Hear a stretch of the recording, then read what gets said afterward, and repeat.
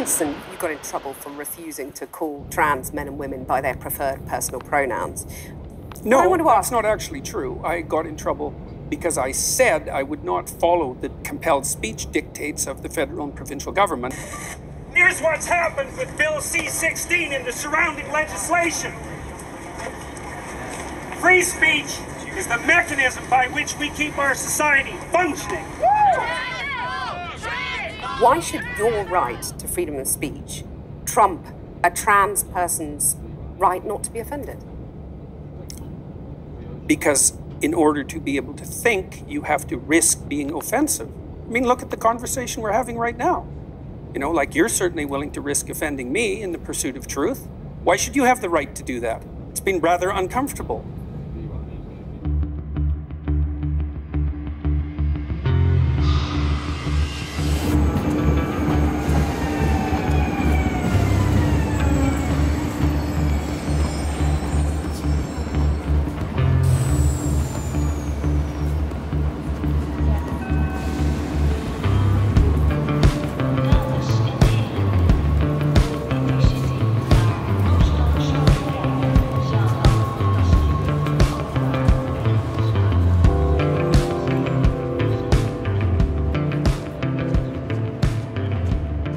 Jordan Peterson, dat is die Canadese denker uit Toronto. Die is hier een paar dagen. Maar hij is wel een controverse. Hij schudt wel een beetje aan de boom, zeg maar, ja. van de politieke correctheid. En het gesprek gaat over zijn nieuwe boek? Zijn nieuwe boek, ja. 12 Rules for Life. Hello, nice to meet you, Marijn Poels. Now, are you coming in or are we going somewhere? Hi. You're coming in? Oh, well, that simplifies He's the life. creative and he really liked the idea of the boat. So. Okay. Yeah. No, How are you doing? I'm good. Yeah? How are you? Oh, very good, yeah. Good. Ik wil één beeld hebben dat ik hem in ieder geval een klein beetje van voren heb. Yeah, okay. And that you can tell We're not what you're up yet. to. Yeah, yes. Yeah, well, that's the thing. Okay. Right, exactly. Would you like to talk also about the book? Because Sure, yeah. Be fun to talk about this getting to the bottom of things idea though too, because it's such a problem, because people don't understand that a huge part of the problem in any discussion is figuring out what the discussion is about. A huge part of the issue is what the hell's the issue, right? Yes. So where is this path taking you the next few years? Oh, well, you know, what are my plans? I don't really have any plans for the next few years. Well, it's too unpredictable. I think it's walking away with you a little bit at this point. Not a little bit. I'm surfing a 500-foot wave. You know, where catastrophe can break loose at any moment. It's like, well, that's what I'm doing. If I've said anything that, well, I can give you an example. So, about 3 months ago, my neighborhood was blanketed by these posters. Ah, I brought it. Yeah, and the poster is quite the thing because, you know, the person, that's the one. Community safety, it's a work of art, this thing. About a block away from where I live, there's a big rock in a park, and they completely covered it. They covered totally, like the telephone poles and all sorts of places in my neighborhood. And so, first of all, there's a hotline to my employer, so that's cool. And then the next thing is community safety bulletin, so that's sort of a sexual predator thing. There's an immediate accusation that I've been campaigning against the human rights of women, people of color, Muslims, and LGBT people. I have open associations with neo-Nazis, and that I've been referred to as a Nazi philosopher by the leader of the new Constitution, which they spelt wrong, by the way, Constitution Party of Canada. It's like a party no one's ever heard of. And they've come to a point, I think, that they don't even see what the other side is doing. They don't understand conservatives at all. No. Well, there's no desire to understand or to. But is it self-protection? Is it? They inhabit an ideological micro-universe, and if you let one snake in, then all hell will break loose. Is that why their censorship laws are coming into practice now? Definitely. And they're calling it fake news? Oh yeah, fake news. So what does that mean? Well, it's something I don't agree with. Well, once you allow any example of censorship, it'll multiply beyond. We live in a world of chaos and order. And since then, I've been accused of doxing my students. Horrible, but comical.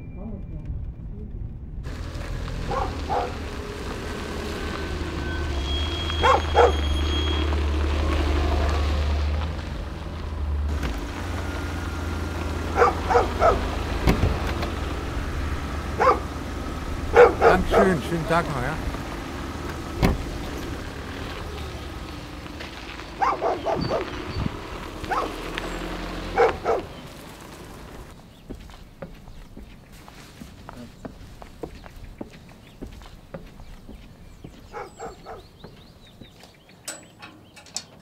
Back in 2017, I made a documentary wherein I raised questions about climate change and energy politics.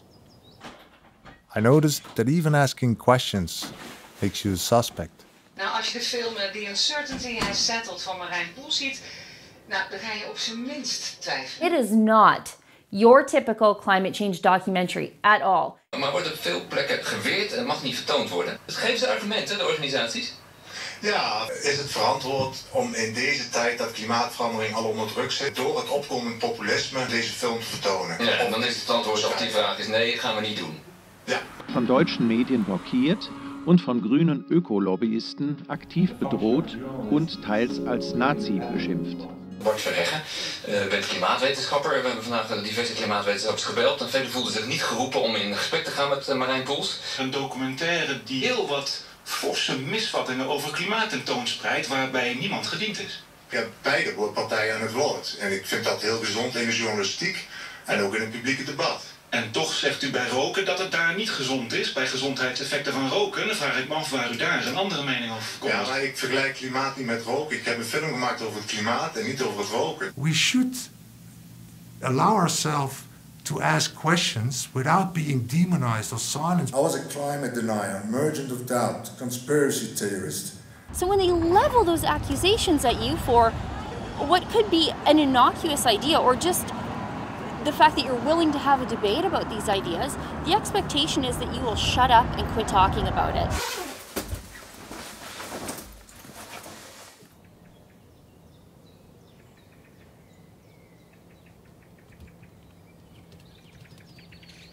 Is the rising tide of political correctness reining in the right to say what you think? It was in this lecture hall at a university in Bristol where Jacob Rees-Mogg was due to give a fairly routine talk to students. But just minutes after he started speaking, a group of protesters came into the back of the hall here and tried to shout him down. Philosophy professor Daniel Bonavec, you've taught for many years a course on ethics, and you said that you can't teach it anymore. Why? I found that certain issues have become such hot potatoes, it's impossible to do that any longer. People really want to shut down discussion, want to shut down debate, don't want to hear arguments on the other side. Der Streit, was politisch korrekt ist und wo man was sagen darf, ist in Gewalt eskaliert. André Poggenburg will an dem Abend über Gender Mainstreaming sprechen. Die Studierenden empfinden solche Ansichten als menschenfeindlich, wollen verhindern, dass er überhaupt zu Wort kommen kann.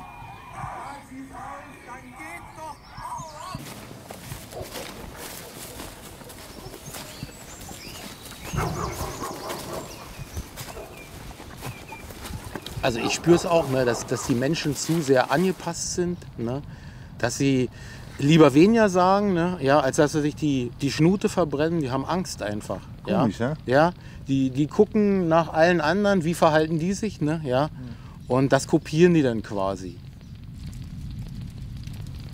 Aber du hast auch in der DDR gelebt, hè? Wie alt warst du da? Als die Mauer gefallen ist, ja, da war ich 25. Im besten Alter, ja. Früher hat man natürlich auch so eine Art von politisch korrekt. Darf auch nicht alles sagen. Sicherlich, sicherlich. Wie hat das ausgesehen? Naja, es gab diesen sozialistischen Mainstream, ne? Ja, die Floskeln und ja, es gab diese ganzen Funktionäre, die Strukturen, das System, ne? Und wenn du da ständig gegen angeschimpft hast und solcherlei Sachen, ne, dann wurdest du da richtig hart für bestraft. Hast du noch Onkels, die der DDR-Zeit bewusst erlebt haben ja, und die noch leben? Ja, ja. Fällt mir einer ein, der lebt in Rochow, ne? Onkel Helmut. Ah ja. Der kann ja richtig tolle Geschichten erzählen. Ja, cool.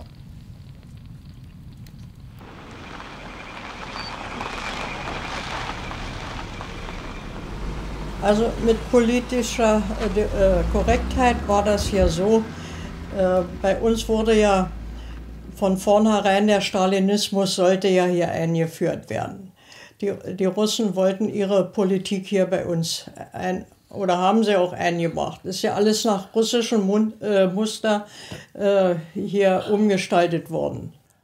Du bist ja mit allen Menschen, Proletarier aller Menschen vereinigt euch. Am besten war es, man hat sich immer überlegt, was man sagt. Denn es gab überall Spitzel, die aufgepasst haben, was man gesagt hat. Hier drüben in dem Haus haben sie mal gesessen und haben uns fotografiert. Das rechte Fenster da, ja, das war aufgeklappt und eine alte Gardine dran.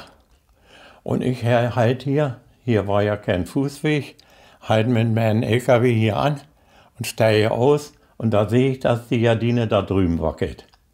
Ja?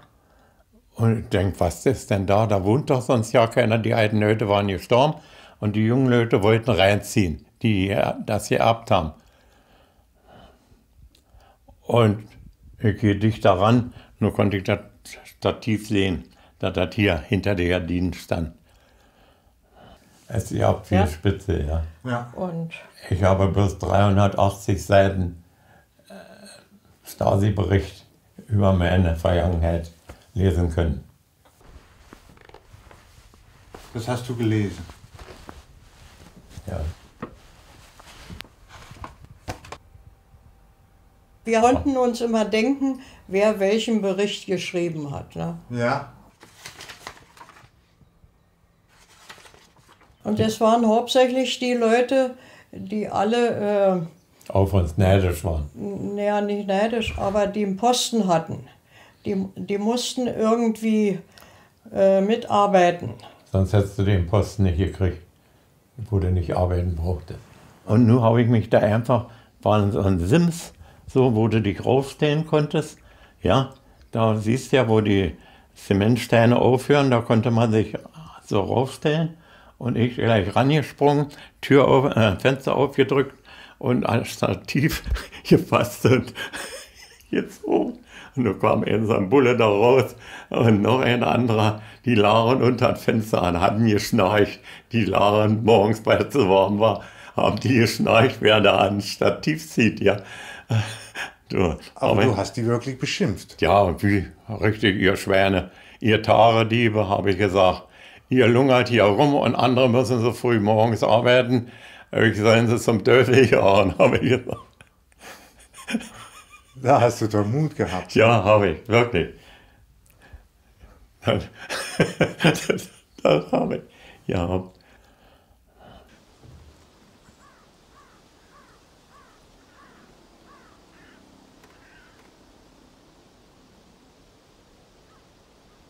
Could it be that civilians and the lack of freedom of opinion never actually disappeared, but simply morphed into different forms in different times?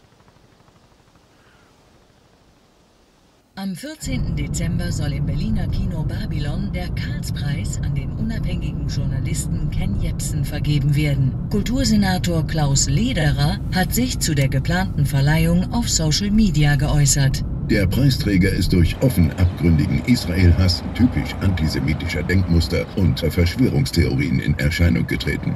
Vom Geschäftsführer des Kinos Babylon würde ich mir angesichts dessen die Courage wünschen zu sagen, als Plattform für diesen Wahnsinn stehen wir nicht zur Verfügung.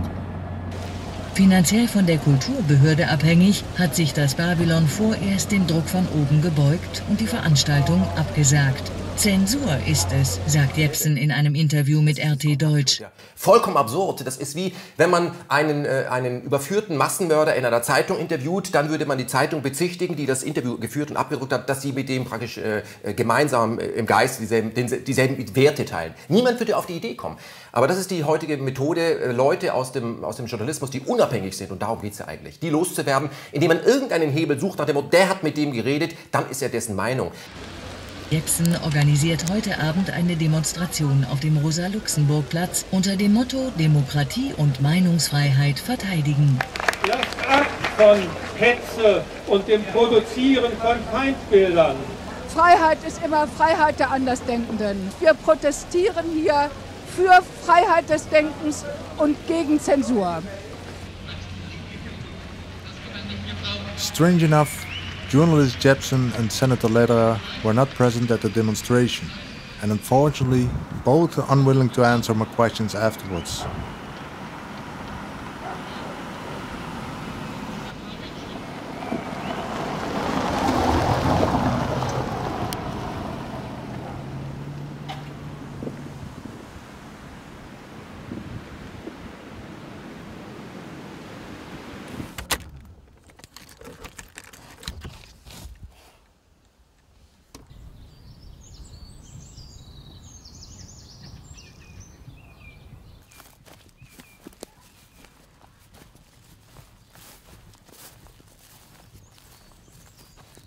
Hallo Dirk, ganz kurz eine Frage. Du hast damals das Buch Showdown geschrieben, womit manche reguläre Medien dich sofort in eine bestimmte Ecke gestellt haben, oder? Bist du derzeit in Frankfurt? Was ist das für ein Mechanismus? Jetzt muss man sich reinversetzen in einen Journalisten, der was geschrieben hat, und ich behaupte jetzt das Gegenteil. Dann ist natürlich die logische Konsequenz, dass dieser Journalist sofort eine Aversion gegen das hat, was ich tue, weil er sagt, Moment mal, ich habe das geschrieben, weil ich der Meinung war, dass das so richtig ist. Jetzt behauptet er was anderes. Das heißt, selbst wenn meine Argumente richtig sind, der kommt aus der Ecke gar nicht mehr raus. Weil er müsste dann ja eingestehen, dass er damals Unsinn geschrieben hat, was Falsches geschrieben hat. Und dazu ist kaum einer bereit. Deshalb verteidigt man dann seine Meinung, die man hatte, möglichst lange. Das war ein ganz typisches Beispiel, als wir es um die Ukraine hatten. Da war von Beginn an sofort die Meinungshoheit von natürlich entsprechenden Interessengruppen. Wir hatten auch vom Westen ein massives Interesse daran, die Entwicklung in der Ukraine zu beeinflussen, den Umsturz herbeizuführen, diese Revolution herbeizuführen, zu unterstützen. Das sind auch keine Verschwörungstheorien, sondern die Dinge sind faktisch bekannt. Victoria Nuland hat selbst gesagt, wir haben $5 Milliarden in den Umbau, in die Veränderung in der Ukraine gesteckt, in den Umsturz gesteckt, in die Vorbereitung dazu gesteckt. Also das ist heute selbstverständlich, dass der Westen hier massiven Einfluss genommen hat. Aber in der ersten Phase war das nicht für jeden klar. Da war es der böse Russe, weil natürlich, klar, die westlichen Thinktanks, die diese Dinge angestoßen haben, die Machtgruppen hinter den Kulissen, haben natürlich sofort die Meinungshoheit besetzt über ihre Medien, auf die sie Zugriff haben, und haben sofort klargestellt, wie die Sichtweise zu sein hat. Die meisten Journalisten sind sofort darauf angesprungen, oh ja, der böse Russe, und haben entsprechend sich positioniert. Wenn jetzt in den Folgezeit rauskommt, in den Wochen, Monaten danach, dass es da noch eine zweite Story zu gibt, dass die Schüsse auf den Maidan offenkundig doch von anderen abgegeben worden sind, als von denen, wie es ursprünglich gesagt wurde, dann habe ich jetzt als Journalist ein Problem, weil ich habe mich ganz klar aggressiv positioniert und müsste meinen Lesern jetzt sagen, was ich euch damals erzählt habe, stimmt gar nicht. Also verteidigt man seine einmal eingeschlagene Linie, solange es irgendwie geht. Und das nimmt manchmal Strukturen an, die skurril werden, wenn man sieht, wie ein Journalist dann bis zur letzten Patrone, wenn man das in dem Fall sagen darf, bis zur letzten Patrone gegen jeden Sinn und Verstand noch die damals geäußerte Meinung vertritt, obwohl es längst widerlegt ist, dass es so nicht war. Es ist naiv anzunehmen, dass die großen, einflussreichen Medien in ihrer Masse völlig frei sind und tun, was sie wollen. Die sind massiv eingebunden in die Machtstrukturen. Und das passiert natürlich auch in anderen Bereichen, wo es für die Politik sehr, sehr wichtig ist. Dann nimmt man die Medien in die Verantwortung, die Chefredakteure, die Verlagsleiter. Und die sagen der Politik dann zu, naja, das kann man nachvollziehen. Wir haben natürlich unseren freien Journalismus, aber wir werden sehen, dass wir hier nicht in die falsche Richtung. Und dann gehen die runter und sagen, ich habe der Kanzlerin zugesagt, dass wir hier uns zurückhalten, dass wir das hier nicht negativ machen. Wer jetzt nicht finanziell hochgestellt ist, und welcher Journalist ist das schon, der muss sich genau überlegen, riskiere ich für eine Story, für einen Artikel, riskiere ich meinen Job, wohl wissend, dass ich wahrscheinlich in den nächsten Jahren keinen neuen Job mehr finde.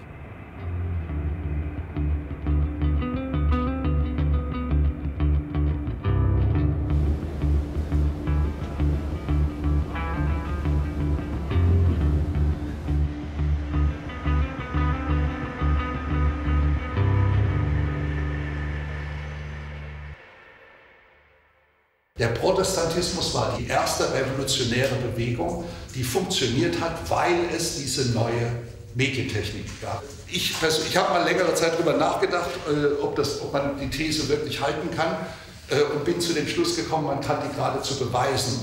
Denn Hus hat im Grunde schon dasselbe verlangt und postuliert wie Luther. Und Hus war eigentlich noch viel mutiger als Luther. Aber Sie wissen ja, was mit Hus passiert ist. Er ist verbrannt worden. Ja, die katholische Kirche hat ihn verbrannt als Ketzer. Und Luther, wenig später, vertritt eigentlich genau dieselben Thesen und wird nicht verbrannt, sondern ganz im Gegenteil. Er wird zum Helden einer neuen Religion. Habe ich recht, wenn ich sage, dass der Medien derzeit immer weniger analysiert und objektiv berichtet, stattdessen immer mehr eine politische Seite vertritt? Ich sehe das in jedem Falle so. In Deutschland kann man das auch auf eine gewisse Tradition zurückführen. Die deutschen Journalisten waren immer schon stolz darauf, auch Meinungsjournalisten zu sein. Nur hat sich jetzt unheilvollerweise das Informieren und die Meinung miteinander verschmolzen. Und heute bieten uns die Journalisten, gerade die Mainstream-Journalisten, auch gerade der öffentlich-rechtlichen Sender, die meisten Informationen schon mit damit verknüpften Meinungen. Das heißt, man lässt den Einzelnen gar nicht mehr die Freiheit, sich zu Informationen, neue Meinungen und eigene zu bilden, sondern man macht deutlich, zu diesem Sachverhalt gibt es nur eine akzeptable Meinung. Und diese Verschmelzung von Meinung und Information ist eigentlich der Tod des Journalismus und der Tod der Aufklärung. Und insofern haben wir wirklich einen kritischen Augenblick erreicht. Aber wenn man abweicht von der politischen Mainstream, wird man sofort in der falschen Ecke gestellt. Ne? Was ist das für ein Mechanismus? Ja, es ist eigentlich der traurigste Mechanismus, den es in einer Demokratie geben kann, dass Demokratien leider auch den Nebeneffekt haben, dass, wenn sich erstmal eine Mehrheitsmeinung gebildet hat, eine Minorität oder eine abweichende Meinung sofort stigmatisiert wird. Man wird gewissermaßen zum Sündenbock, man wird zum Outcast und da sind leider Gottes auch Medien sehr stark mitbeteiligt, denn Medien können wie eine Art mittelalterlicher Pranger wirken. Nicht, wenn man sich erst einmal exponiert hat mit einer abweichenden Meinung und die Medien greifen das auf und bringen es ins Bild und zeigen den entsprechenden Ton, dann ist man im Grunde die Negativfigur schlechthin, der Sündenbock, der ausgetrieben werden muss aus der Gemeinschaft, damit sie wieder heil wird. Und dieser uralte Mechanismus ist leider Gottes noch sehr aktuell und es zeigt sich gerade bei all den Themen, die sehr stark moralisiert werden. Also alle politischen Themen in Deutschland werden fast, wenn sie heiß sind, sofort moralisiert, sodass an der Stelle von richtig und falsch oder interessant und uninteressant die schlimme Alternative tritt, gut oder böse. Und wenn Sie eine abweichende Meinung äußern, gehören Sie zu den Bösen. In dem Konflikt um den Giftanschlag auf einen früheren Doppelagenten in Großbritannien wächst der Druck auf Russland. Russia is responsible for the attack. That it is highly likely that Russia was responsible for the attempted murder that took place on the streets of Salisbury. Dass Russland in Verbindung mit diesem Nervengasanschlag steht. De Europese Unie geeft Rusland de Schuld. So eindeutig, dass wir einfach keine andere plausible Erklärung dafür finden. Der Kalte Krieg lässt wieder grüßen. Russia has challenged the fundamental basis of international order. Muss ich Angst haben für Russland? Ja, Sie müssen. Als aufrechter Europäer müssen Sie in ständiger Angst vor dem Russen leben. Das hilft ja auch ein bisschen, die Probleme zu überdecken für eine kurze Zeit. Aus meiner Sicht ist es auch eine gute Illustration von diesem Theater des Absurden, diese Spaltung, diese Zuspitzung des Diskurses, bei dem die andere Seite, der Opponent, nicht mehr als Opponent betrachtet wird, sondern als Feind. Und dass dem Opponenten jede Legitimation per se abgesprochen wird. Oder besser noch, dass man ad hominem sofort den Opponenten persönlich attackiert, um ihm die Glaubwürdigkeit zu nehmen. Die Art und Weise, wie Russland zum Beispiel zum Fall Vergiftung des ehemaligen Ex-Agenten steht und was die Russen dazu sagen. Das Außenamt, der Präsident, die haben sich dazu auch ziemlich detailliert und argumentativ geäußert. Und diese Reaktion berichten wir auch unverkürzt.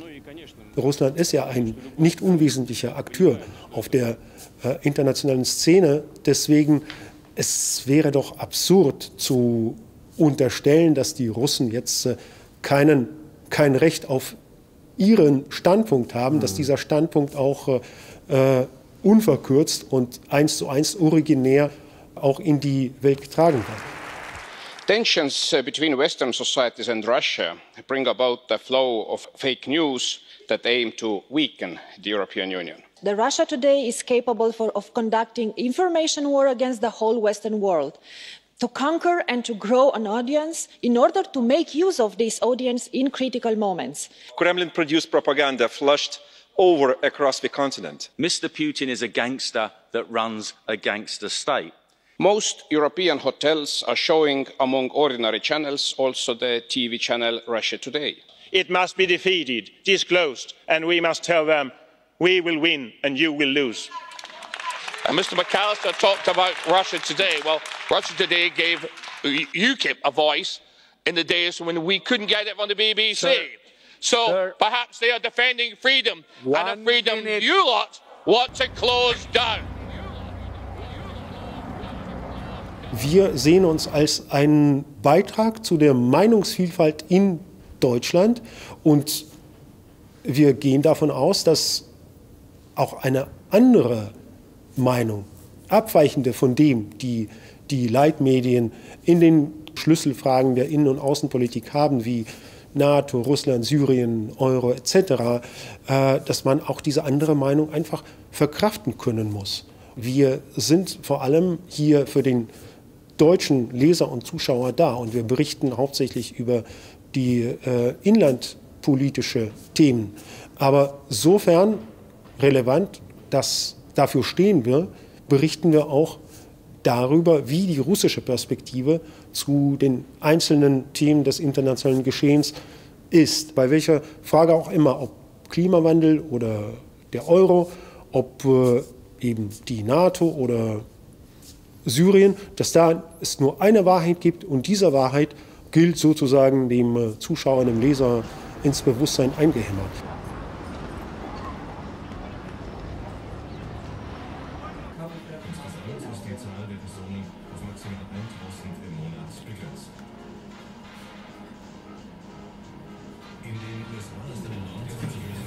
Ja, danke. Bitteschön. Danke.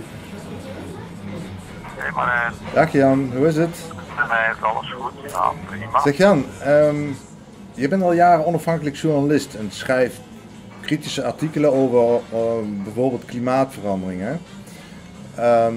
Hoe vrij is de onafhankelijke journalist eigenlijk nog? De onafhankelijke journalist die zal nog wel vrij zijn. De vraag is alleen hoeveel onafhankelijke journalisten zijn er nog.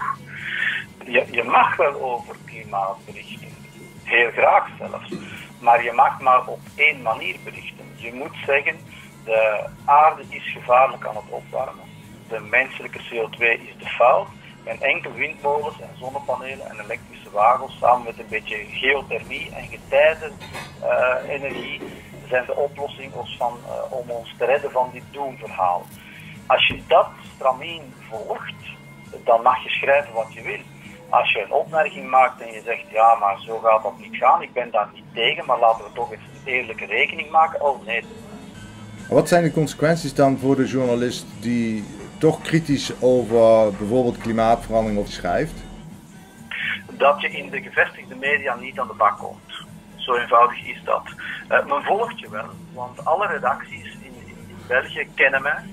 Ze weten wat ik schrijf, ze lezen ook wat ik schrijf. En dat merk ik ook aan de manier waarop dat ze praten met de hoofdredactie bij ons. Ze proberen ook artikels te verwijderen, ze proberen tussenkomsten te doen, ze proberen je op sociale media weg te zetten.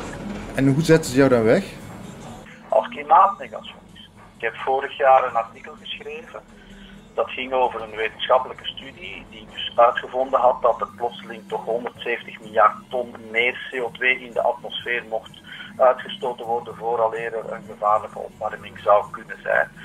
Ja, als je daar dan over schrijft en je maakt de bedenking dat die professoren dat 20 jaar volhouden dat het 70 miljard ton is en dan plotseling is het 240 miljard ton en je maakt daar een opmerking over, dan gaat men jou wegzetten als klimaatnegationist, terwijl je enkel maar bericht op wat er in die studie is gezet. Maar omdat je niet schrijft wat zij willen dat je zou schrijven, probeert men toch tussen te komen. En dat vind ik dan erg bedenkelijk. paar weken geleden kwam ik die man tegen en ik geef hem een hand. Ik zeg, kijk, we moeten daar eens over praten. Dan zegt hij, nee, ik praat niet met klimaatnegationisten. En dat is een redacteur, een politiek redacteur van een van de grootste kranten hier in dit land. Dat is beangstigend, dergelijk gedrag. Van de redactie heeft men al de doordag gevraagd, ja, maar we laten een debat organiseren na de universiteit. En Jan Jacob zal er weer naartoe komen en we gaan erover praten. Nee, dat gaat niet. En dan zegt men, ja, iemand die dat verdraait of iemand die de wetenschap niet onderschrijft, daar gaat men niet meer praten. En dan zeg ik u altijd, ja, maar als u het zo goed weet, als u alle waarheid in pacht hebt, waarom praat u dan niet met mij? Dan kan het toch niet moeilijk zijn om mij te ontmaskeren als iemand die onzin vertelt. Maar blijkbaar gebeurt dat niet. Je bent een vijand en die vijand moet bestreden worden. Zo ervaar ik het eigenlijk.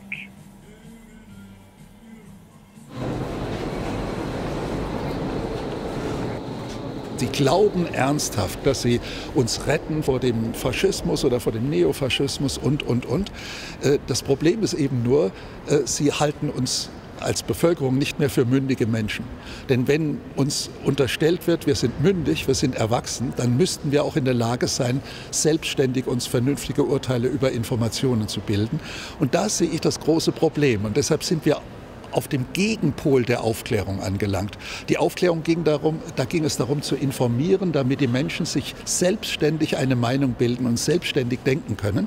Und heute geht man davon aus, die Kunden sind nicht mehr mündig, die Bürger sind nicht mehr mündig. Gott sei Dank gibt es verantwortungsvolle Politiker und Journalisten, die uns auf den rechten Weg bringen. Und das ist allerdings sehr fatal. Denn das ist das Traurige, der Journalist als Volkshochschullehrer. Das ist eine Figur, die wir nicht brauchen und die bald abgelöst werden muss von einem frischen, neuen Journalismus, der sich wieder an die alten Ideale zurückerinnert. Objektive Berichterstattung und den Bürgern die Chance geben, sich eine eigene Meinung zu bilden.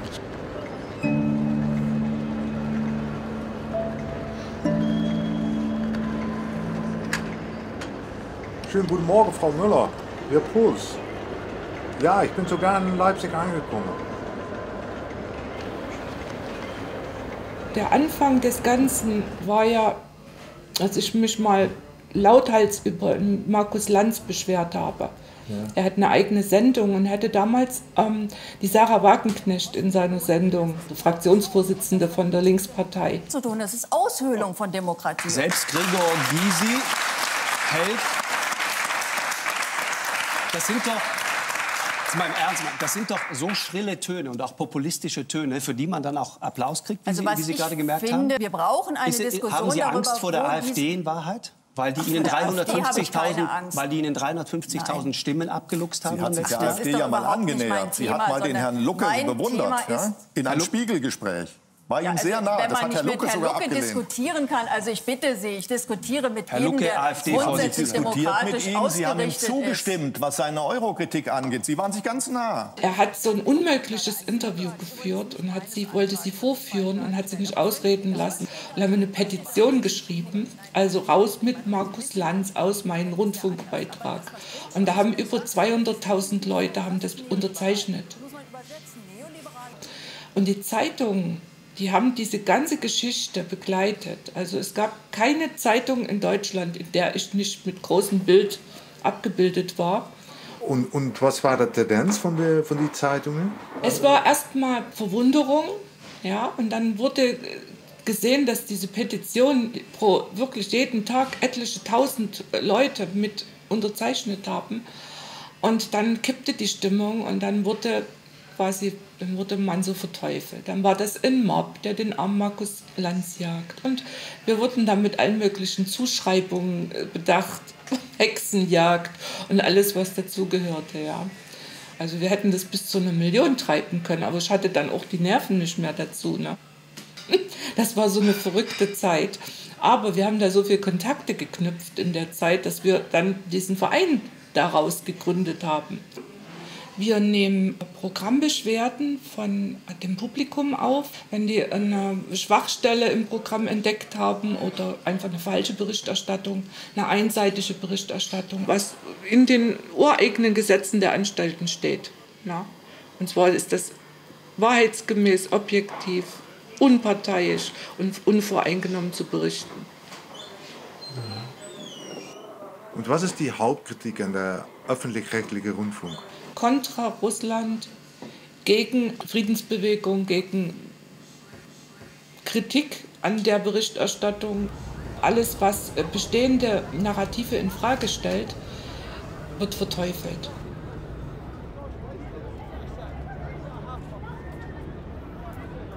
Man darf durchaus an professionelle Journalisten appellieren und sagen, erinnert euch daran, woher ihr kommt. Ihr wart mal die Speerspitze der Aufklärung und jetzt seid ihr wirklich zu traurigen Manipulatoren eines scheinbar fehlgeleiteten Volkes geworden. Erinnert euch zurück, was Journalismus hieß und was euch stolz gemacht hat.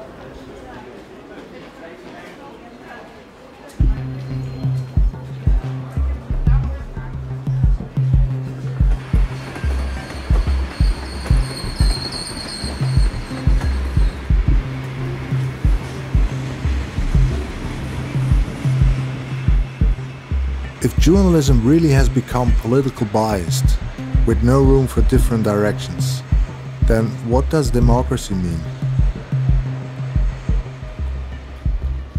Den Gründungsvater der Europäischen Union, Richard Coudenhove-Kalergi, er sagt, wir sind über Jahrhunderte, hatten wir eine Herrschaft des Adels, des Blutes. Und er beschreibt auch, warum das durchaus sinnvoll war, dass einfach jemand, der in einem Herrscherhaus groß geworden ist und von klein auf Diplomatie gelernt hat und aufgesogen hat, eher in der Lage ist, interstaatliche Dinge zu verhandeln, als jemand, der auf dem Land als Bauer groß geworden ist und dann mit 20 sich überlegt, jetzt mal einen Staat zu führen.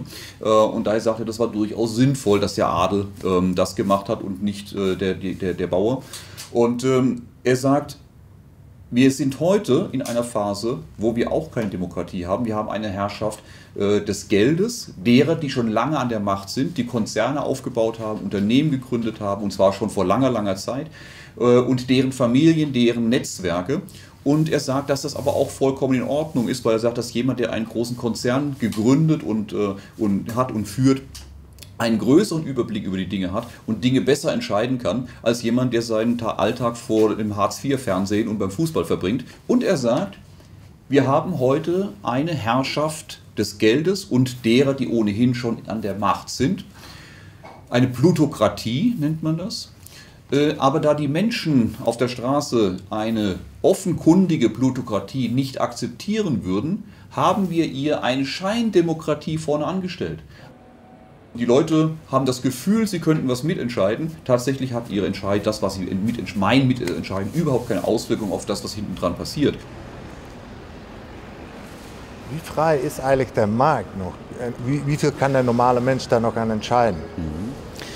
Die Notenbanken haben brutalen Einfluss, brutalen Zugriff auf die Märkte und treiben diese Märkte momentan seit einigen Jahren nach freiem Belieben. Und da ist kaum noch was im freien Markt zu spüren, der sich an den normalen Marktgesetzen orientiert. Aber natürlich gibt es auch die großen Spieler, die großen Investmentbanken, die großen weltweiten Fonds, die Billionensummen verwalten und die einen massiven Einfluss auf diese Märkte haben und den auch nutzen, die Märkte in ihrem Sinne hin und her schieben. Und da ist der kleine Anleger dazwischen natürlich oftmals Spielball dieser großen Mächte. Das ist ganz selten eine Entwicklung von Angebot und Nachfrage im Sinne der Unternehmen, zumindest was die kurzfristige Entwicklung angeht. Also die Bewegung innerhalb eines Tages, innerhalb weniger Tage oder Wochen. Das hat oftmals sehr, sehr wenig mit den wirklichen wirtschaftlichen Entwicklungen des einzelnen Unternehmens zu tun, sondern mit den Spekulationen, mit den großen Geschäften der großen Investmenthäuser. Die machen ihr Ding und manipulieren die Märkte, man kann es so sagen, die Kurse so, wie sie es gerade haben möchten. Aber irgendwann muss es krachen, oder? Wir haben eine extrem angespannte Situation an den Finanzmärkten. Wir sehen, die Zinsen sind noch immer nahe 0%. Und das ist natürlich deshalb, weil wir eine Notsituation haben. Und die haben wir jetzt schon seit 2008 und haben bisher das Problem nie gelöst. Wir haben das Problem nur vertagt, aber die Grundprobleme nicht gelöst. Und die werden immer schwieriger und immer größer. Man muss sich das vorstellen wie in San Francisco auf der Erdbebenspalte. Wir kennen die Zusammenhänge, wir sehen die Spannungen, die sich aufbauen. Die können wir auch messen, die können wir auch hier messen. Wir wissen, dass wir unter extremer Spannung in den weltweiten Finanzsystemen und in den Wirtschaftssystemen stehen. Wie in San Francisco kann niemand sagen, wann es kommt. Jeder weiß, dass irgendwann the big one kommt. Und der nächste große, der kommt, da sind wir uns mit den meisten Experten einig, wird näher an 1929 liegen als an dem, was wir 2008 erlebt haben. Aber wer sind dann die Plutokraten? Wer sind die Eliten? Ich würde sagen, es sind Machtnetzwerke, die über Jahrzehnte, wenn nicht sogar über 200 Jahre entstanden sind, die sich zum Teil massiv gegeneinander stellen, die massive Kämpfe auch gegeneinander, eigene Interessen verfolgen, die sich in anderen Dingen wieder miteinander vereinen. Und deren Machtkämpfe, das erleben wir dann oftmals in dem, was wir im Alltag, in merkwürdigen Entwicklungen sehen, was tatsächlich Machtkämpfe hinter den Kulissen dieser Eliten waren. Eines der wesentlichen Ziele dieser Eliten ist es, die Menschheit zusammenzuführen, die Welt zusammenzuführen. Eines Tages wird die Welt zusammengewachsen sein, werden die Menschen gemeinsam ihre Probleme lösen. Und man wird über Religionsunterschiede, Hautfarben, Rassen und so weiter wird man lachen. Das wird aber auf normalem Wege viele hundert Jahre in der Zukunft liegen. Namhafte Wissenschaftler wie Stephen Hawking sagen, die Zeit haben wir nicht mehr. Wir verfügen heute über solche Massenvernichtungswaffen, die in einem der nächsten großen interkontinentalen Konflikte freigesetzt werden, dass sie die Menschheit ausrotten, bevor wir als Menschheit zusammengefunden haben. Wir sehen momentan viele Entwicklungen, die dazu ausgelegt sind, dieses Zusammenwachsen der Menschheit möglichst zu beschleunigen. Das führt zu Reibungshitze, wenn ich was beschleunige, und das sehen wir momentan an vielen Konfliktherden. Wer das Verschwörungstheorie nennt, das andere Wort dafür heißt Globalisierung. Wir werden diese Machtstrukturen nicht verändern. Mir geht es aber darum, dass die Gesellschaft wieder eine Stimme haben muss gegen die Plutokraten, die hinter den Kulissen immer frecher werden und die demokratischen Kontrollmechanismen, diese Scheindemokratie zumindest hatte in der Vergangenheit durch noch lange freie Medien, eine gewisse Kontrollinstanz, sodass sie nicht alles machen konnten, was sie wollten. Da gab es noch so ein bisschen Massenkontrolle, dass man nicht ganz frei einfach Willkür walten lassen konnte. Das verlieren wir momentan gerade. Das heißt, wir wandeln von der Plutokratie hin zur Kleptokratie. Früher hat man Politiker beeinflusst. Die Politiker wurden vom Volk gewählt und die Elite haben dann versucht, die Politiker zu beeinflussen. Die Mühe macht man sich heute teilweise gar nicht mehr, sondern bringt die eigenen Leute gleich in die Ämter. Dann muss man auch niemanden beeinflussen, weil man sitzt ja selber da. This is not a time right now to wishful thinking the government is going to sort things out. Washington is not the biggest player in this. The global bankers are the biggest players. The governments don't rule the world. Goldman Sachs rules the world. How much are you paying for gas, for electricity, for your credit cards? Great vampire squid, wrapped around the face of humanity, relentlessly jamming its blood funnel into anything that smells like money. Jeder nehme, was er kann, jeder bediene sich, wo er gerade möchte. Und die Medien sind so handsam, dass sie das nicht thematisieren. Und damit wird es immer leichter, sich immer unverschämter zu bedienen. Und die Bevölkerung steht staunend da und wundert sich, was da passiert. Die Interessen der Gesellschaft fallen momentan komplett hinten runter, weil es keinen Vertreter mehr gibt, oder keinen Zusammenschluss der Bevölkerung, der Bürger mehr gibt, die mit einer Stimme sprechen. Aber die Elite natürlich sehr organisiert ihre Macht immer weiter ausbaut und damit natürlich immer aggressiver einfordert.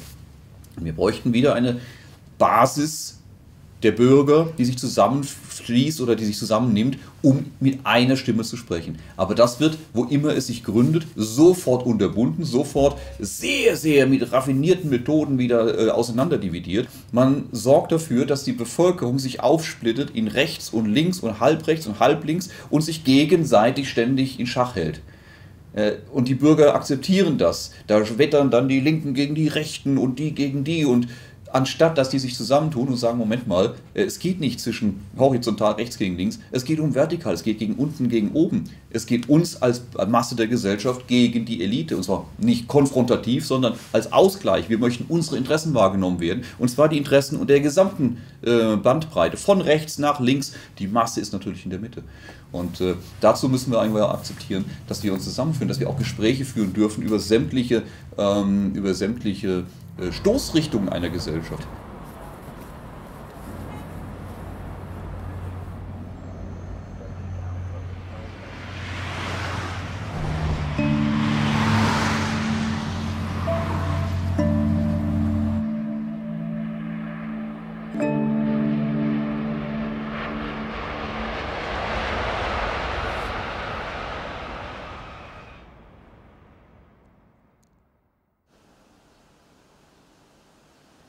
people have to understand that the left and the right need each other. The liberals and the conservatives need each other.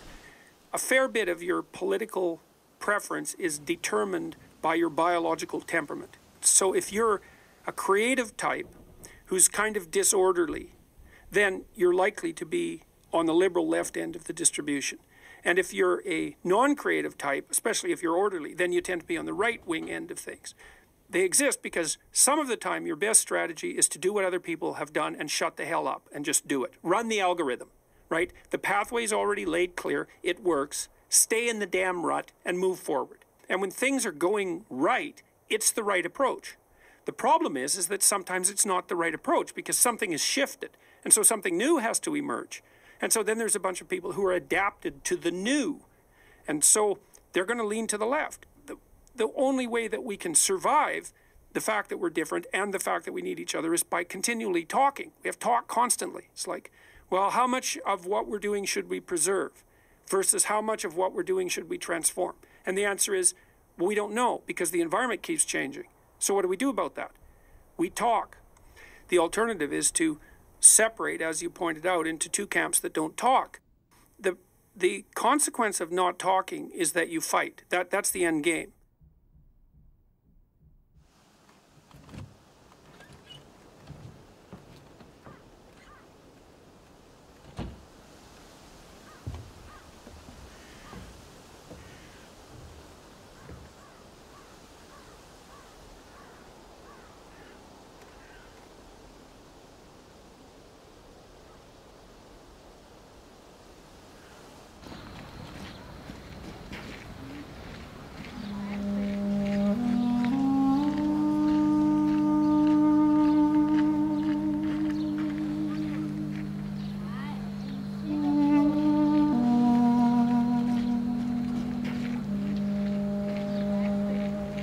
Was erinnern wir hier eigentlich? Das erinnert an die damals Kalte Krieg, zwei verschiedene Gesellschaften, ja, Trennung von im Grunde ein Volk, aber dann doch am Ende zwei verschiedene Völker dann hat man daraus gemacht. Ja. Dass auf einmal Familien getrennt wurden, die sonst immer zusammengelebt haben, sich nicht mehr sehen durften, ohne einen wirklichen Grund dahinter zu sehen. So als Außenstehender hat man das ja überhaupt nicht verstanden, dass man da jetzt einfach getrennt wurde, nicht mehr auf die andere Seite durfte. Es ist jetzt nichts, sagen wir mal, was Besonderes, es ist nur eine Mauer. Ne? Aber die Geschichte hinter dieser Mauer, ne? Was wirklich passiert ist, wie viele Leute versucht haben, über diese Mauer zu klettern, ne? Was wirklich hinter den Mauern oder hinter den Kulissen passiert ist, ne? Das ist interessant, sich mitzunehmen.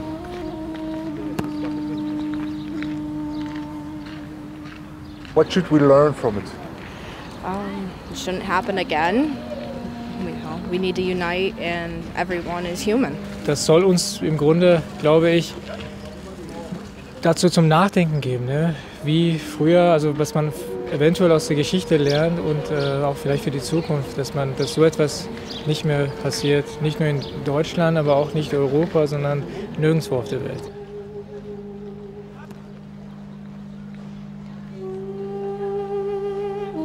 I think it's not the wall we should remember,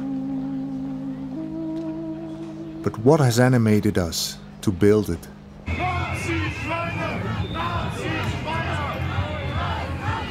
Die AfD-Politikerin Leila Bilge organisiert einen Frauenmarsch zum Kanzleramt. Wenn die Polizei Frauen rät, nicht mehr alleine joggen zu gehen, ist eine Grenze des Ertragbaren erreicht. Bilge ist Kurdin und ehemalige Muslimin. Vor über 30 Jahren flüchtete sie mit ihren Eltern vor der Verfolgung in der Türkei nach Deutschland. Hier in Deutschland veranstaltet sie Benefizkonzerte und hält Vorträge über den Islam, Kinderehen und Frauenrechte. Das brachte ihr Drohungen von Islamisten ein. Auch die Medien mögen sie nicht mehr, seit sie zur AfD ging und kritisch über den Islam und die deutsche Flüchtlingspolitik spricht. Wir demonstrieren gegen den geplanten Frauenmarsch eines AfD-Mitglieds. Wieso wir jetzt, also plädieren letztendlich dafür, dass sie für Frauenrechte eintreten, aber letztendlich spielen sie eigentlich nur rassistische Ressentiments aus, eben weil sie sagen, Sexismus sei eben nur importiert, Sexismus von Muslimen beispielsweise oder so etwas in die Richtung. Deswegen stehen wir hier und deswegen demonstrieren wir gegen die AfD und gegen diesen AfD-Frauenmarsch. Und was versuchen Sie heute? Der Frauenmarsch zu blockieren? Wenn es möglich ist, werden wir das versuchen, natürlich. Weil die AfD ist erstens furchtbar nach rechts abgedriftet und agiert mit menschenverachtender Denkweise. Beispiel ist jetzt heute zum Beispiel der Grund, dass sie hetzt, dass deutsche Frauen nicht mehr sicher leben könnten, wegen der bösen muslimischen Männer meistens. Aber es heißt heute eine Frauenmarsch. Das ist für die Frauenrechte. Ja, da brauche ich keine AfD, dann mache ich das lieber mit denen hier. Ich brauche es mit dieser Hetzpartei nicht.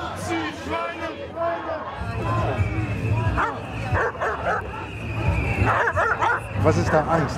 Dass wir halt einfach nicht wollen, dass der Feminismus, der ja schon immer ein linkes Thema war, für so etwas instrumentalisiert wird. Und deswegen stehen wir heute hier mit sehr vielen Verbänden, mit antifaschistischen Verbänden, mit linken Verbänden, aber auch mit vielen Frauenverbänden und mit vielen feministischen Gruppen. Aber komischerweise ist das natürlich eine Frauenmarsch für die Frauenrechte. Ja, das ist der Vorwand, aber er ist ja gar nicht für die Frauenrechte, wenn man sich das genau anguckt, sondern nur gegen Geflüchtete. Entschuldigung, ich muss leider losgehen, aber schönen Tag noch. Danke.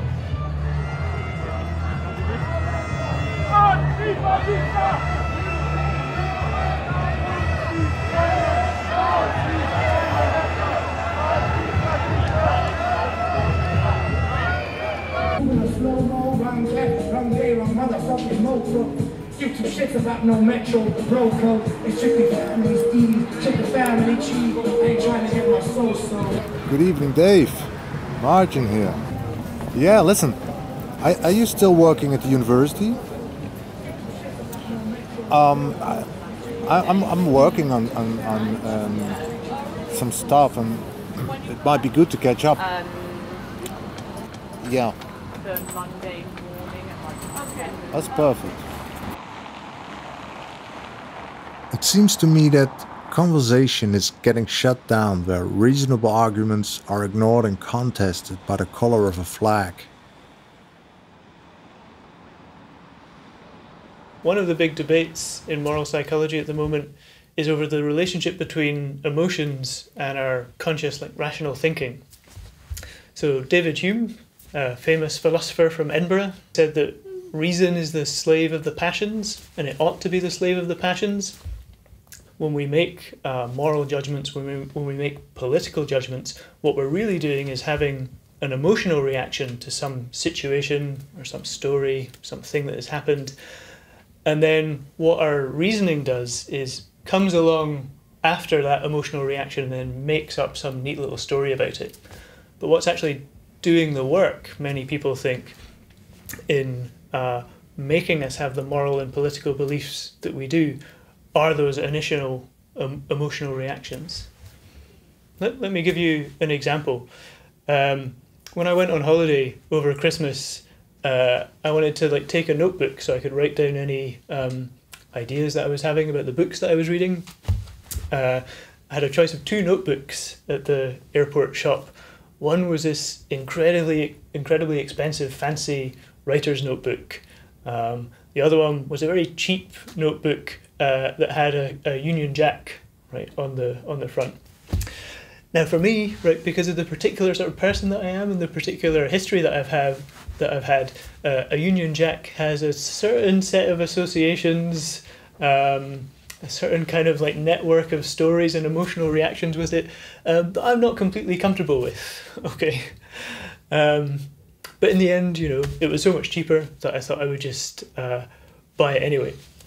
Just yesterday, I had to go to a meeting and I had to, I'd been asked to bring a notebook with me. And when I was leaving the house, I was reaching around for a notebook, picked up my Union Jack notebook. It was the first one I could find. I thought, wow, this will be a bit embarrassing, taking this to the meeting. But it doesn't matter. It's a stupid thought. I thought the rational part of my mind would win the day over the emotional part, so I took the notebook to the meeting.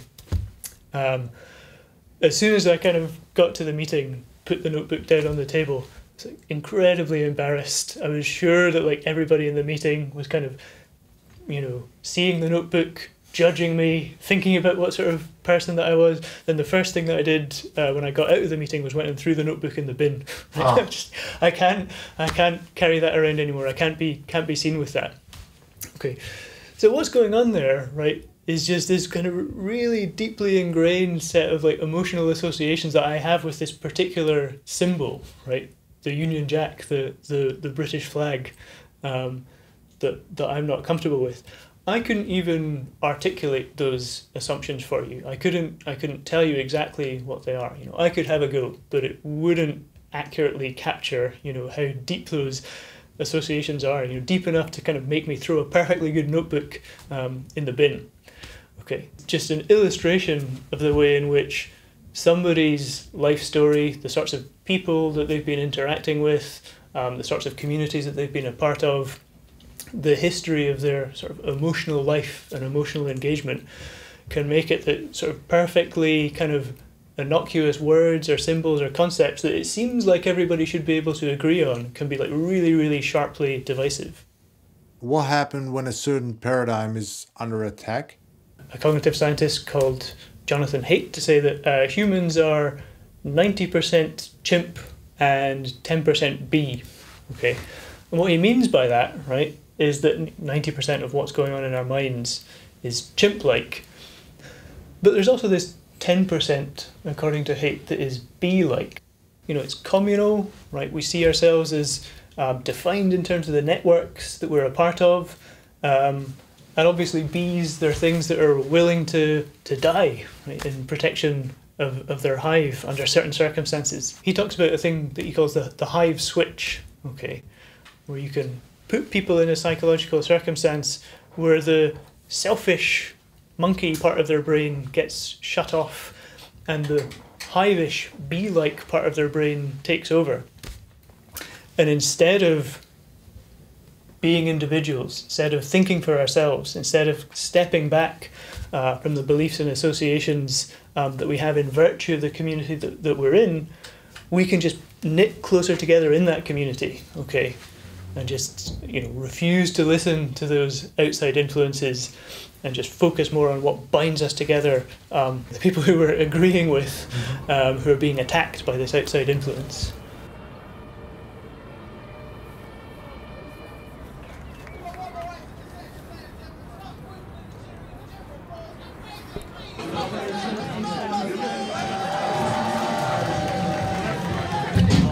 Hey, monkey girl. How we doing? Everybody smiling? We're doing good energy, guys. I like that. Right where I like it, near dead. That's perfect. I like being here in Edinburgh, man. There's nice people here. Because I was in Glasgow the other day. Got a place in city centre, and I was woken up the other night because a adventurous couple was having sex against my van. My first thought was like, it's an old van, but at the same time, I was also sleeping in it at the time. It's really hard to ignore that, When I look at the political or the public debate, it's quite influenced by political correctness. How is that influencing comedy? People now broadcast everything about them is, I have a Facebook page, a Twitter, and Instagram. I want people to understand me. I guess there's a term, I don't particularly like it, called snowflake, which where everyone has to be treated individually, and I think that culture has developed quite a high level of people actively taking offence, and that I'd say is affecting comedy, because everybody insulates themselves, and if they have to step outside of that, they don't like it, they feel uncomfortable, so they go, I take offence at that, I take offence. It is because increasingly people are insulating themselves from debates. So yeah, too much time went by, and I thought it'd be just weird at this point. I didn't want to be that old man, that just opens up his front door like, hey, you crazy kids, get off my property! I don't want to do that. I'm not that guy. I came to this decision. I just hopped in the front seat, moved the van forward a foot, and stopped.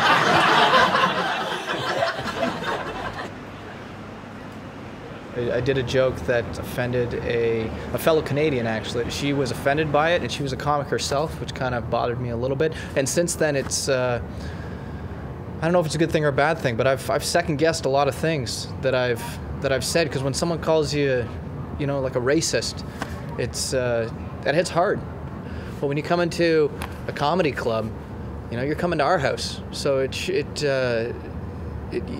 should be ready for that. You should be ready to laugh, because otherwise, you've you've come to the wrong place. Go watch a Disney movie. What is the underlying thing? I think it comes down to the way most of us, like I'm 30 and I was born in 1987, and I feel like they call us millennials, but I feel like most of us, we were coddled as a child. You know, we were held a little bit too much. Like I hear stories from my parents that, you know, they would go outside and play and they wouldn't come back until the sun came down. Whereas, you know, growing up, my parents had to know where I was going. You know, they wouldn't let me sleep overnight some places. They're just a lot more careful. And I think that has resulted in us being oversensitive. Is just what it comes down to. I think it really stems from a lot of our childhood. Everyone was told they're so special, and because of that, a lot of people can't take a joke now, and it's unfortunate because it's. I feel like every topic, like nothing's untouchable, and that's what's so great about it. Because if you feel bad about something, it's a release. You know, it's a way to let go and to find kind of the bright side on a dark issue.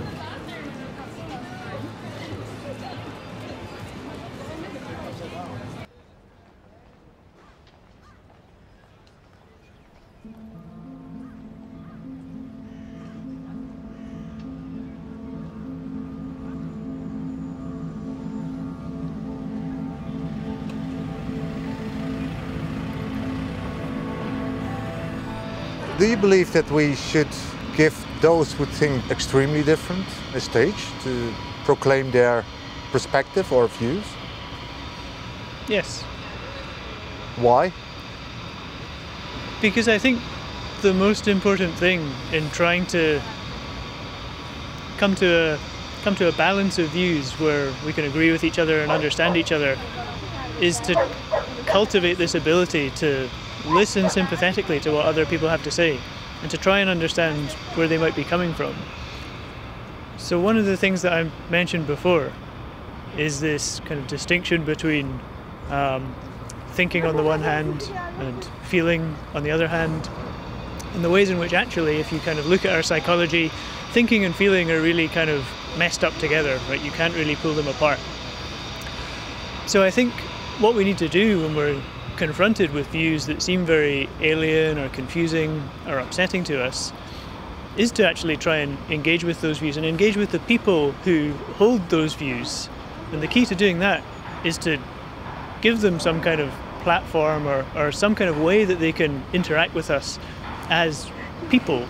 And that's what's going to make it easier for us to get a sense of where, you know, emotionally, right, where those kind of views that they have are coming from and how they're motivated.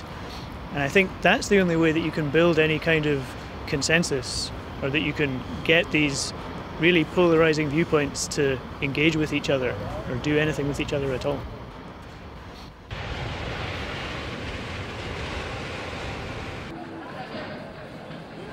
The lack of freedom of opinion is growing, and so are the consequences.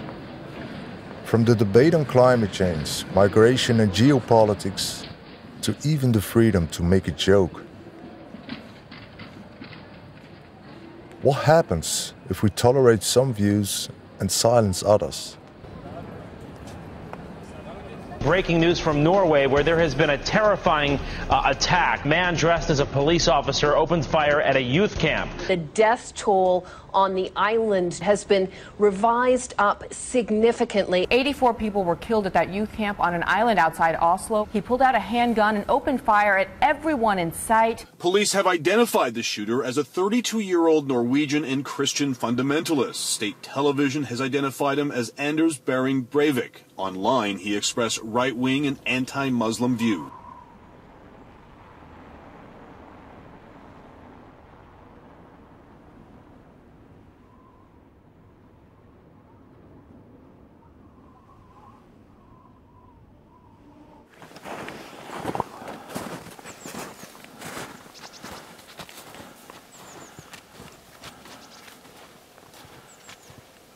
Breivik spent about an hour, a bit more than an hour, walking around on the island and shooting people, and it's a very small island. And basically I hid in the forest for quite some time, and then ended up with Breivik finding where I was hiding, and I jumped into the water that surrounds the island, and at one point while in the water I looked back to the island and saw Breivik taking aim at me and firing, and so, you know, I was devastated at that moment. I thought this was my last moment, and I was going to die now. But he missed, and I managed to make my way around some bushes and hide in the water while Breivik went up on the island and got captured. So that was one of the last things that he did. What was the feeling you were left by, you know, that first week or that first month? I mean, just I was in shock. Like, I mean, everyone would be, I suppose, after something like that. It was a very surreal time, really. How did you cope with that kind of anger or hate?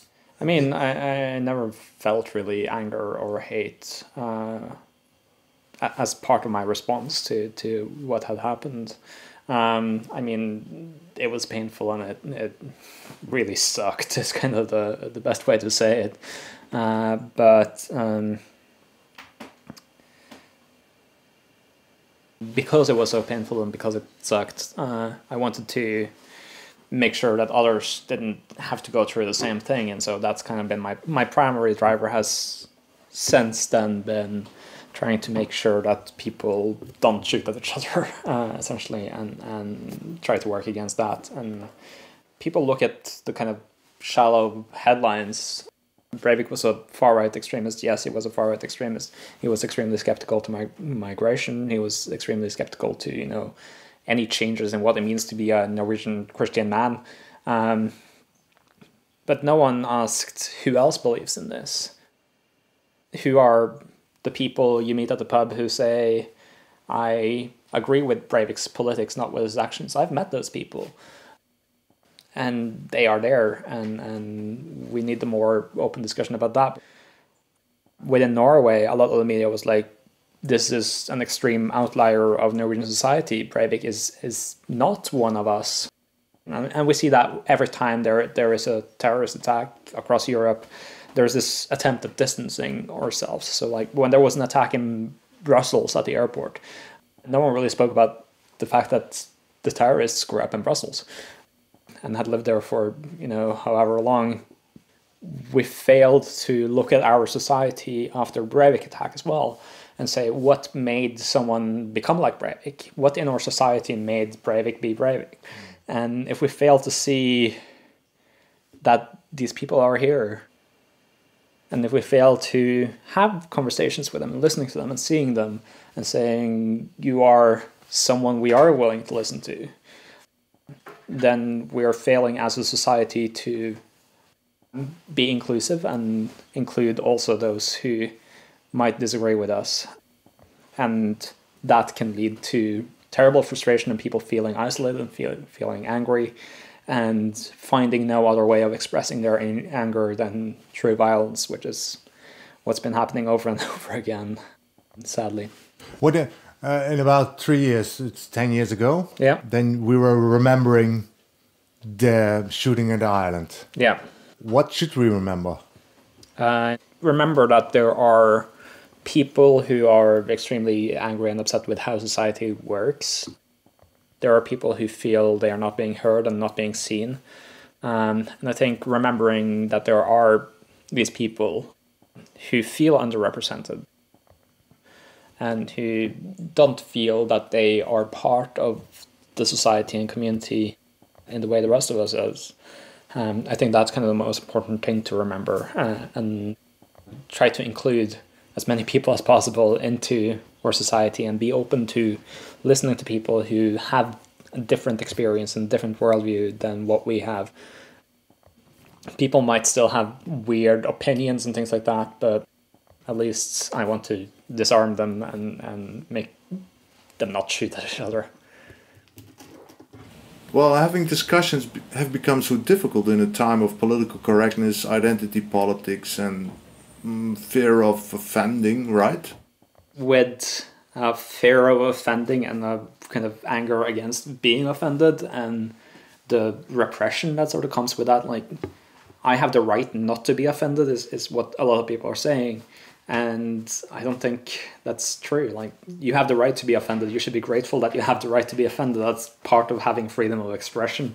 It's part of having the freedom to debate which direction we are going in as a society. So, you know, a lot of people will purely say you're wrong and your worldview is wrong and things like that, instead of being open to listening to each other and speaking to each other. Like, a large part of conversation is listening.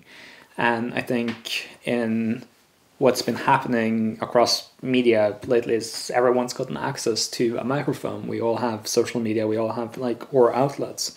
And so right now we are kind of in a wave where everyone is talking, but people have forgotten to listen.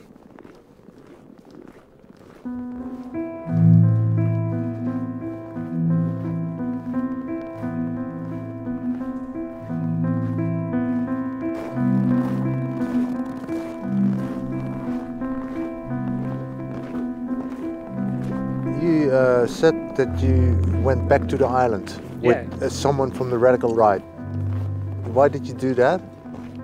I think it was important to show him the place and tell him what had happened there. So yeah, that was kind of. But why did you do that? I mean, well, to have a conversation about the hatred that drove Breivik and the things that led him to his actions, and trying to understand that better.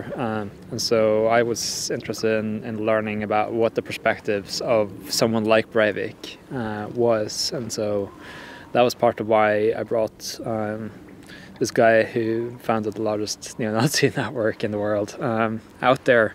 But also why I've been doing a lot of the things I've been doing since 2011, by going around and having conversations with people from the far right and having conversations with Nazi organizations, but also people from the far left and people from Islamist organizations and so forth.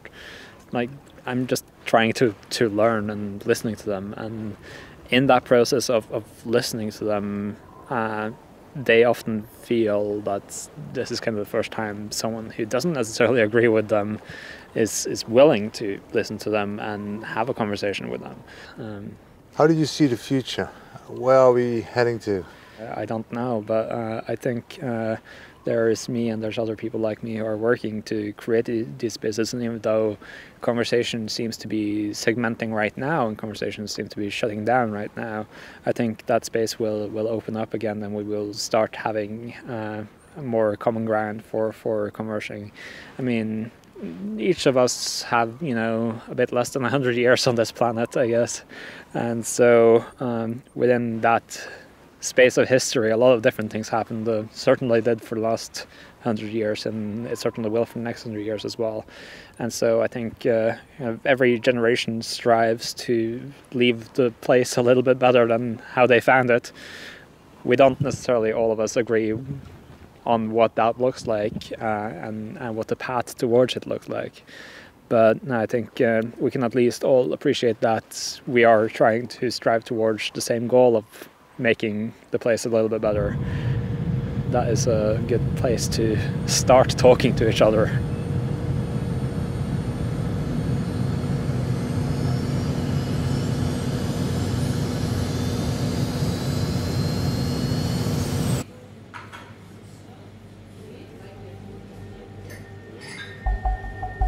Extreme worldviews are not dangerous in themselves. Not wanting to understand them, however, is.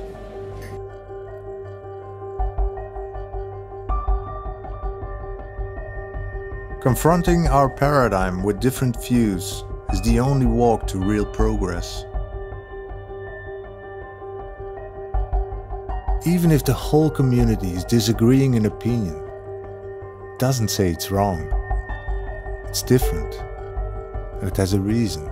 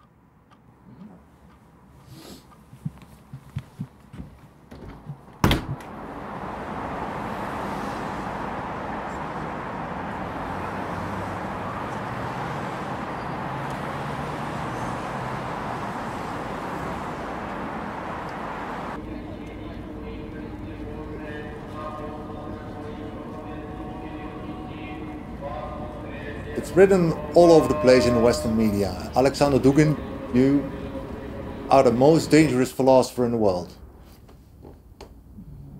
Why should I fear you?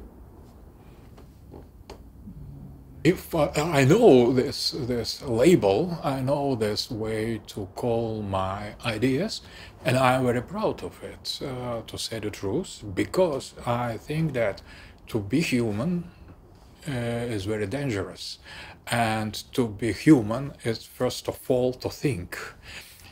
Thinking is always on the edge of the madness, because the roots of the thought are leading into a very difficult field of being.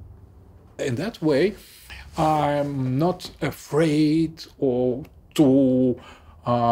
destroy the conventional wisdom. And if you go this way, you should be ready to receive the counter punch, I would say. What is your biggest threat?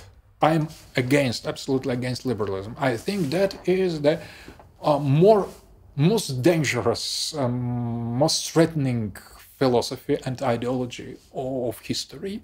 Liberals, they say, we should destroy any kind of collective identity in favor of individual. So individual should be affirmed, that everything else should be refused.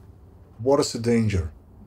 We are totally alienated from ourselves. We are losing our identity. Some centuries ago, we have chosen the way of technology. So we try to submit ambience and nature to our will and to our reason. So we have lost the contact with our inner being. We are totally exteriorized. We have passed to the objects from our subject. We have lost our souls. We have killed God, and after that now we are killing the man, exactly in the same way as we have killed God. We have lost spiritual interior dimension of the being. We have put everything into becoming. We have lost our identity, and now we are on the edge to be replaced by post-human species. And I think artificial intelligence, it will the last step in the same direction. That will be, and after that there will be no more humanity. Strong artificial identity is precisely a kind of simulacrum of human subjects, without this inner dimension that we're losing now. Maybe we have already lost it. The majority of our demands, of our desires, are kind of mechanical. We are already machines of consumption. In the modernity, the technological development, the progress, is considered to be a destiny. So to be something we could not change, we are obliged to follow. But that is a totalitarian way of thinking. The real liberty would consist presenting this technological way, achievement, progress, all technical expansion, free market, democracy, as a choice. Because conventional wisdom says that is a kind of the only way to go is to go in that direction. Direction is considered to be something we could not choose, and that is real and progressing totalitarianism. You are obliged to be or to become liberal, but you could not to be liberal. Do you see the phenomenon of demonizing the other view or silencing the other view? Do you see that in Russian as strong as we see it in the West? We had a very strong repression during communism, with prohibition and oppression, and there was a kind of already acquired truth, and we were obliged to follow this line. But after the end of the communism, we had almost immediately the other kind of oppression, liberal one, and that is ideological pressure. And it was very similar to communist one, because we have seen how an educational system that is implemented this ideological certainties, conventions. Okay, communism, fascism, socialism isn't working. You say liberalism is not a good idea.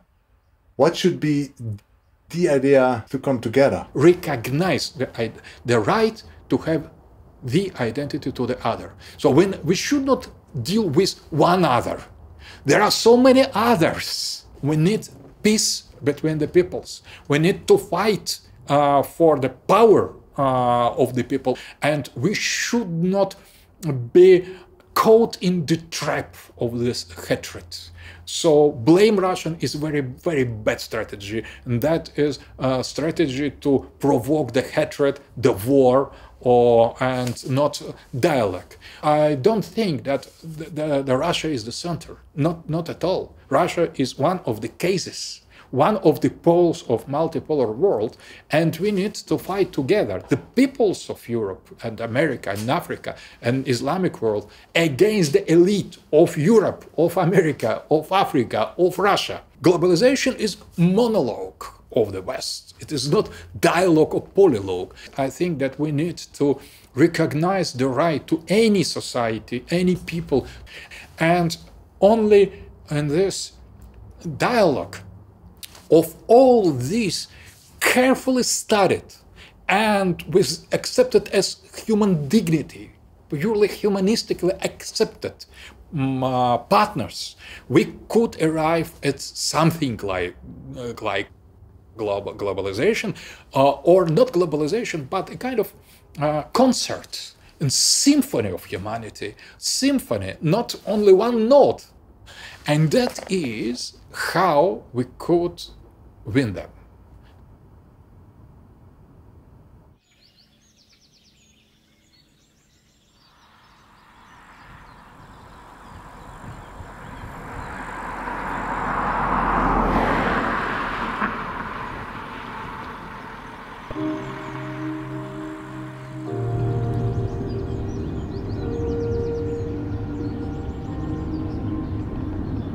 Nach 300 Metern links abbiegen.